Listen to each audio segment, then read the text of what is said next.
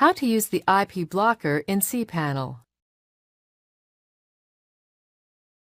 This demo assumes you've already logged into cPanel and are starting on the home screen. Now let's learn how to use the IP blocker. Click the IP blocker icon. Enter an IP address or range you would like to block, then click Add. That's it.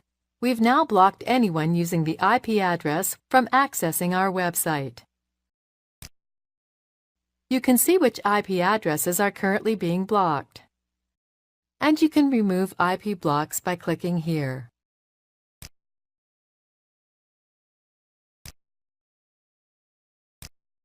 This is the end of the tutorial. You now know how to block IP addresses from accessing your website.